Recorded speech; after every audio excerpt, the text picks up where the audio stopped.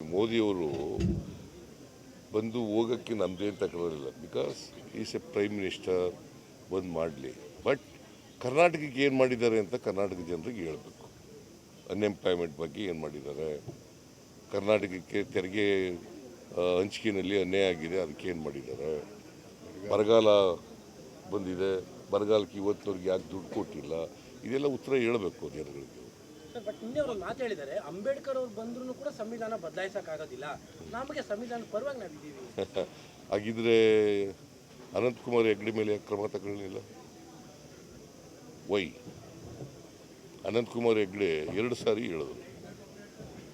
ಅವ್ರ ಪಕ್ಷದಿಂದ ಉಚ್ಚಾಟನೆ ಮಾಡಿದ್ರ ಅಥವಾ ಮಂತ್ರಿ ಇದ್ರಲ್ಲ ಹೇಳಿದಾಗ ಆಗ ಮಂತ್ರಿಯಿಂದ ಡ್ರಾಪ್ ಮಾಡಿದ್ರ ಕ್ಯಾಬಿನೆಟ್ನಿಂದ? ಟಿಕೆಟ್ ಬಿಕಾಸ್ ಸೋಲ್ತಾನೆ ಅನ್ನೋ ಕಾರಣಕ್ಕೋಸ್ಕರ ಮಾಡಿದ್ದಾರೆ. That is A different thing.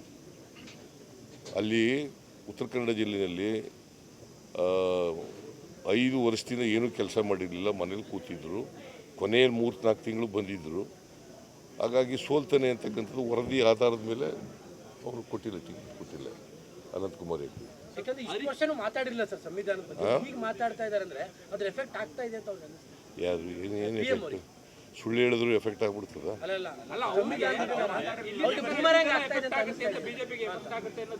ನೋಡಪ್ಪ, BJP ಯಾವತ್ತೂ ಕೂಡ ಸಂವಿಧಾನದ ಪರ ಇಲ್ಲ. ನಿಮಗೆ ಸಾವರ್ಕರ್ ಸ್ಟೇಟ್ಮೆಂಟ್ ನೋಡಿ, ಸಂವಿಧಾನ ಜಾರಿಯಾದಾಗ. ಗೋಲ್ವಾಲ್ಕರ್ ಸ್ಟೇಟ್ಮೆಂಟ್ ನೋಡಿ. ಗೋಲ್ವಾಲ್ಕರ್ ಯಾರು ಗೊತ್ತೇನ್ರಿ ಯಾರು ಅಂತ? ನಿಮಗೆ ತಲೆ ಕುಣಿಸಿದ್ರೆ ಯಾರು? RSS ಚೀಫ್, 2ನೇ ಚೀಫ್ ಅವರು. ಅಂದರೆ ಮೊದಲನೇದು ಎಡ್ಗೆವಾರ್, ಅವರಾದಮೇಲೆ ಗೋಲ್ವಾಲ್ಕರ್ 1940ನೇ ಇಸ್ವಿನಲ್ಲಿ ಆಗಿದ್ದರು. ಅವರು ಏನು ಹೇಳಿದ್ದಾರೆ ಸಂವಿಧಾನ ಜಾರಿಯಾದಾಗ 1950 ಜನವರಿ 26ನೇ ತಾರೀಕು? ಅದು ನೋಡಿದ್ದೀರಾ?